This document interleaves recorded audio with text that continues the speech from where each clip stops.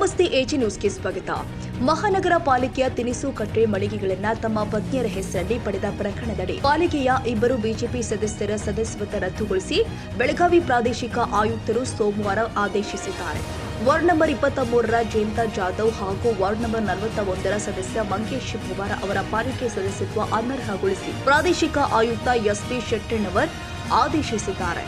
ತಿನಿಸು ಕಟ್ಟೆಗಳ ಹರಾಜಿನಲ್ಲಿ ಸದಸ್ಯ ಜಯಂತ ಜಾಧವ್ ಅವರು ತಮ್ಮ ಪತ್ನಿ ಸೋನಾಲಿ ಜಾಧವ್ ಹಾಗೂ ಮಂಗೇಶ್ ಪವಾರ್ ಅವರು ತಮ್ಮ ಪತ್ನಿ ನೀತಾ ಪವಾರ ಹೆಸರಲ್ಲಿ ಮಳಿಗೆಗಳನ್ನ ಬಾಡಿಗೆಗೆ ಪಡೆದಿದ್ರು. ಪಾಲಿಕೆ ಸದಸ್ಯರಾಗುವ ಮುನ್ನವೇ ಅವರು ಬಾಡಿಗೆ ಪಡೆದುಕೊಂಡಿದ್ರು. ಸದಸ್ಯರಾಗಿ ಆಯ್ಕೆಯಾದ ಬಳಿಕವೂ ಅದನ್ನು ವಾಪಸ್ ಕೊಟ್ಟಿರಲಿಲ್ಲ.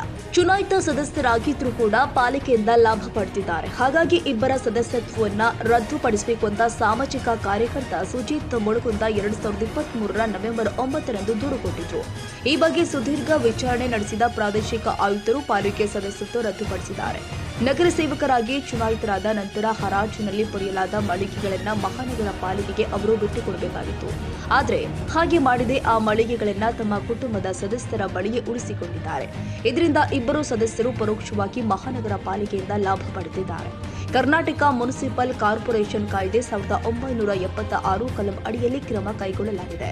ಈ ಕುರಿತು ಮಾಧ್ಯಮಗಳ ಜೊತೆಗೆ ಮಾತನಾಡಿದ ಸಾಮಾಜಿಕ ಕಾರ್ಯಕರ್ತ ಸುಜಿತ್ ಮುಳುಗುಂದ 1976 1ಕೆ ಮತ್ತು ಸಿ ಪ್ರಕಾರ ಮಳಿಗೆಗಳನ್ನು ಬಿಟ್ಟುಕೊಡಬೇಕಾಗಿತ್ತು. ಬಡ ಜನರಿಗೆ ಸಿಗಬೇಕಾದ ಮಳಿಗೆಗಳನ್ನು ನಾವು ತೆಗೆದುಕೊಂಡಿದ್ರು. ಹಾಗಾಗಿ ನಾನು ಪ್ರಾದೇಶಿಕ ಆಯುಕ್ತರಿಗೆ ದೂರು ಕೊಟ್ಟಿದ್ದೆ. ಅವರು ಜಿಲ್ಲಾಧಿಕಾರಿ ಮತ್ತು ಮಹಾನಗರ ಪಾಲಿಕೆ ಆಯುಕ್ತರಿಗೆ ವರದಿ ಕೊಡುವಂತೆ ತಿಳಿಸಿದರು. ಆ ವರದಿಯಲ್ಲಿ ಅವರು ತಪ್ಪು ಮಾಡಿದ್ದಾರೆ ಎಂಬುದು ಸ್ಪಷ್ಟವಾಗಿದೆ. ಆ ನಿಟ್ಟಿನಲ್ಲಿ ಪ್ರಾದೇಶಿಕ ಆಯುಕ್ತರು ಇಬ್ಬರ ಸದಸ್ಯತ್ವ ರದ್ದುಪಡಿಸಿದ್ದಾರೆ. ಈ ಮೂಲಕ ಬೆಳಗಾವಿಯ ನಿರ್ಗತಿಕರು, ಬಡವರು, ಮಹಿಳೆಯರಿಗೆ ನ್ಯಾಯ ಸಿಕ್ಕಂತಾಗಿದೆ ಎಂದಿದ್ದಾರೆ. ಕನ್ನಡಿಗರ ಮೆಚ್ಚಿನ ನಿಮ್ಮ ಎಜೆ 24/7 ನ್ಯೂಸ್ ಕನ್ನಡ ವಾಹಿನಿ ಇದೀಗ ಟಿವಿಯಲ್ಲಿ ಲಭ್ಯ. ವೇಳೆ ನೋಟಿಸ್ ಕೊಟ್ಟಿದ್ರೆ ವಾಪಸ್ ತಗೋತೀವಿ. ಇವತ್ತು ವಕ್ಫ್ ಪ್ರಾಪರ್ಟಿ ಅಂತೇಳಿ ಬರ್ತದೆ ಅಂತ ಹೇಳಿದ್ರೆ ರೈತರ ಬೀದಿಗೆ ಬದಲು ಏನ್ ಮಾಡ್ಬೇಕಾಗತ್ತೆ? ಯಾರು ವೋಟ್ ಹಾಕಿಲ್ಲ ಅಂದ್ರೆ ಗ್ಯಾರಂಟಿನೆಲ್ಲ ಸ್ಟಾಪ್ ಮಾಡ್ಬಿಡ್ತೀವಿ.